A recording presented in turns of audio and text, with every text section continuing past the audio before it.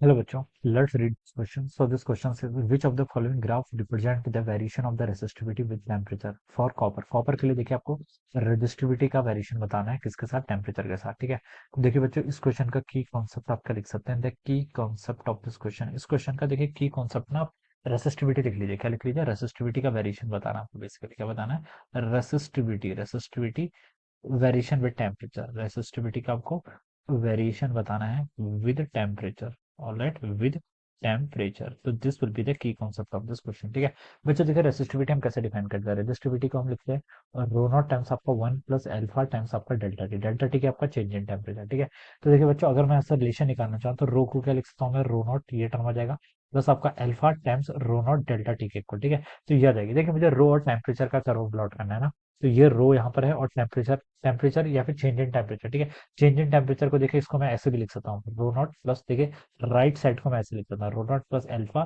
ठीक है, अल्फा आ जाएगा और ये आपका क्या है, सॉरी ये भी आपका रो नॉट है। ठीक है, रो नॉट और डेल्टा टी। डेल्टा टी क्या होता है? चेंज इन टेम्परेचर, यानी कि चेंज किसके इक्वल होता है? आपका फाइनल माइनस इनिशियल। तो टी माइनस इनिशियल टेम्परेचर मान लेते हैं टी नॉट के इक्वल है। ठीक है, तो यहाँ पर से ये आ जाएगा, इसको वैसे लिख सकते हैं, rho naught minus alpha rho naught t naught plus आपका alpha times rho naught t. ठीक है, ये आ जाएगा। ठीक है, ये पूरी टर्म तो आपकी कांस्टेंट है। ठीक है, तो हम बता सकते हैं कि ये आपका देखिए रो का वेरिएशन आ जाएगा सम कांस्टेंट। इस सम कांस्टेंट को चलिए मैंने सी बोल दिया, प्लस आपका अल्फा रो नॉट टी के इक्वल। तो इस टाइप से बच्चों आपका क्या आ रहा है? वेरिएशन आ रहा है।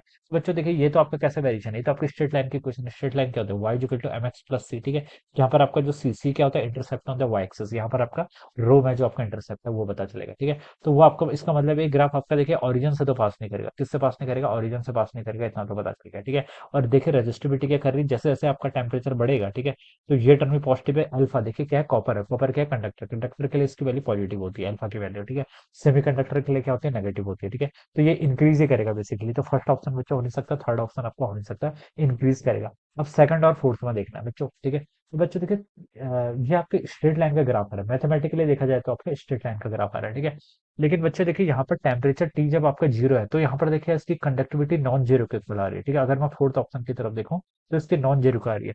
तो बच्चे देखिए ये ना आपकी सुपर कंडक्टिविटी पर आ जाता है। सुपर कंडक्टिविटी में ये आपका वेरिएशन आ जाता है, केस का वेरिएशन आ जाता है, सुपर कंडक्टिविटी वाला वेरिएशन आ जाता है।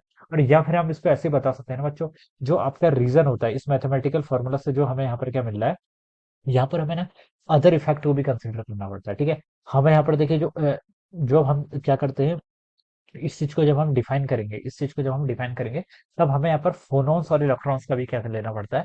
कोई भी मटेरियल होता है, जो भी आपका मटेरियल होता है, उसमें फोनॉन्स और इलेक्ट्रॉन के इंटरेक्शन को भी क्या करना पड़ता है? कंसिडर करना पड़ता है। ठीक है, तो मैथमेटिकली देखा जाए तो उसके अकॉर्डिंग तो आपका ऑप्शन 4 आ रहा है, but this is not practically possible.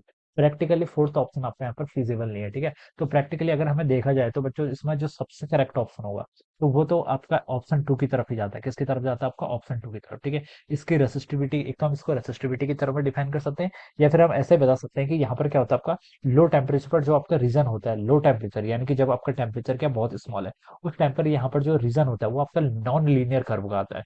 तो फोर्थ में तो देखिए आपको लीनियर कर्व दिखाई दे रहा है ना, बट फॉर स्मॉलर टेम्परेचर ऐसा बोला जाता है कि जो आपका रेसिस्टिविटी का वेरिएशन होता है, ठीक है, कंडक्टर्स के लिए, वो क्या होता है? आपका नॉन लीनियर होता है। तो नॉन लीनियर कर्व तो आपको सेकंड पर ही क्या कर रहा है? गिवन हो रहा है। तो इसका जो अप्रोप्रिएट आंसर होना चाहिए बच्चों, आपका ऑप्शन 2 हो जाएगा। क्या हो जाएगा आपका? ऑप्शन। ठीक है, मैथमेटिकली देखा जाए तो ऑप्शन 4 करेक्ट है। ठीक है, लेकिन ऑप्शन 2 क्या होगा? इसका मोर अप्रोप्रिएट आंसर होगा, alright, as compare to the option 4। So this will be that. इसके पीछे आपके रीजंस हैं क्या है? फोनोन्स का इंटरेक्शन होता है। ठीक है, फोनोन से इलेक्ट्रॉन्स का इंटरेक्शन होता है और सुपर कंडक्टिविटी के प्रिंसिपल्स हम इसको एक्सप्लेन कर सकते हैं। So I hope you are understood this concept. All the best and thank you so much.